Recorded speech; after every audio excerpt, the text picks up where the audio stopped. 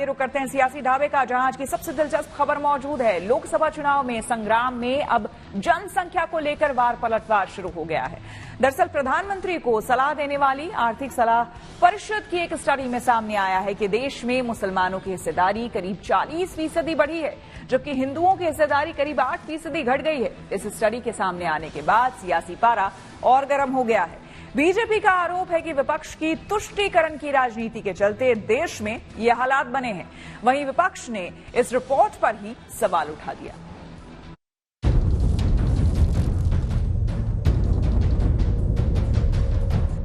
तत्काल प्रभाव से इस देश में जनसंख्या नियंत्रण कानून बनना चाहिए।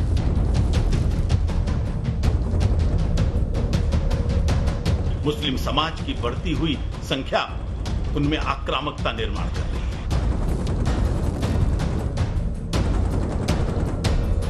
है। ये भारत के सनातन को खत्म करने की एक साजिश भी है।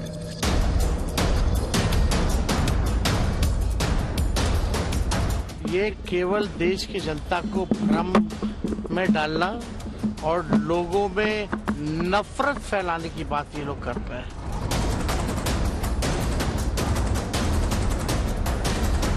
आपको 2021 में सेंसस करा देना चाहिए था।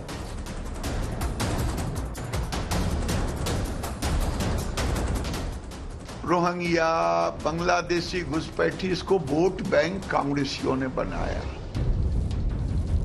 बढ़ती आबादी के फायदे भी हैं और नुकसान भी।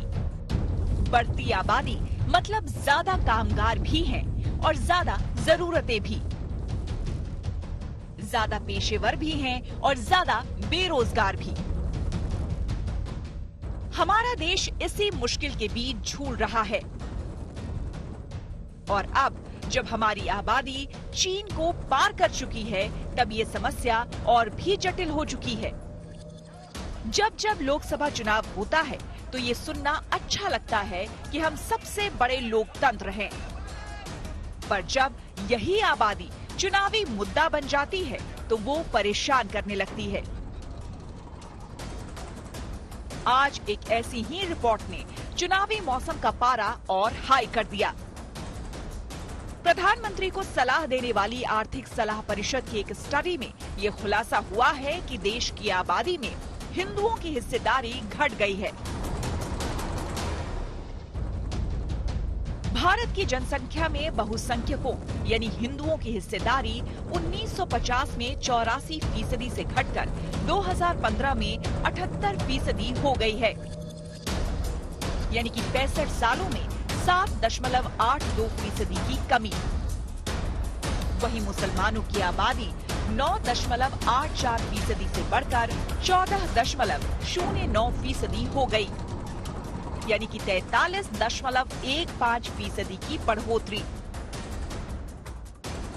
ईएसी पीएम की रिपोर्ट सामने आने के बाद उम्मीद के मुताबिक ही सियासत तेज हो गई।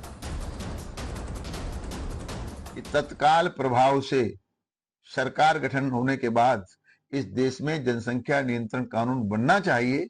ये तो बहुत दुखदाई चिंता का विषय है हर देशवासी के लिए, जो राष्ट्र के बारे में सोचता है। 8% हिंदू की आबादी कम हो जाना और 40% मुसलमान की आबादी बढ़ जाना। आम आदमी जानता है कि जहां जहां हिंदू घटा देश बटा। पिछले दिनों से जो मुस्लिम आरक्षण का राग चला रखा है संख्या के आधार पे, तो मैं कांग्रेस और इंडी गठबंधन से पूछना चाहूंगा कि कितना बढ़ा के, बड़ी संख्या के आधार पे आप कितना बढ़ाएंगे आरक्षण और आने वाले समय में कितना बढ़ाएंगे। ये जनसंख्या तो जनसंख्या से भी बढ़ेगी, धर्मांतरण से भी बढ़ेगी, घुसपैठ से भी बढ़ेगी, और इन सब चीजों को ये इंडी गठबंधन वाले पैट्रोनेज देते हैं, संरक्षण देते हैं। लोकसभा चुनाव का मौका है, इसलिए ये मुद्दा तो बनना था, बना भी। बीजेपी ने इस पर खुलकर खेलना शुरू कर दिया है। साथ ही एनडीए के सहयोगी पार्टियों को भी इसमें मौका दिख रहा है। रोहिंग्या, बांग्लादेशी घुसपैठी, इसको वोट बैंक कांग्रेसियों ने बनाया और ये भारत के सनातन को खत्म करने की एक साजिश भी है। ये बताता है कि आने वाले दिन में भारत को लोग इस्लामिक स्टेट बनाना चाहते हैं। चिंता का विषय है ना जब हम लोग समावेशी विकास की एक तरफ बात करते हैं तो फिर सब एक साथ आगे बढ़ें, ये भी जिम्मेदारी सबके ऊपर होनी चाहिए। ऐसे में अगर कोई ऐसी जानकारी सामने आई है तो उस पर अध्ययन होना चाहिए। कांग्रेस को पता है कि ये मुद्दा अगर ज्यादा बड़ा हुआ तो उन्हें इसका नुकसान हो सकता है, इसलिए उनकी तरफ से जवाब सधा हुआ है और रिपोर्ट को लगभग खारिज करने की कोशिश हो रही है।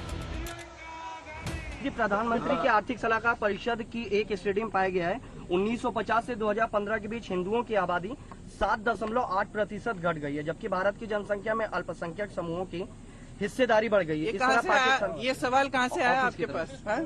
ऑफिस की तरफ से ना? ऑफिस को बोलो प्रियंका जी पूछ रही है किसने भेजा उन्हें। ये आखिरी प्रयास मुझे लगता है कि कर रहा है कि चुनाव में किसी तरह से मतदाता को प्रभावित किया जाए। आपको 2021 में सेंसस करा देना चाहिए था, लेकिन वो आपने न करके प्रधानमंत्री का जो फोरम है उसको आप कर रहे हैं, फिर संविधान से छेड़छाड़।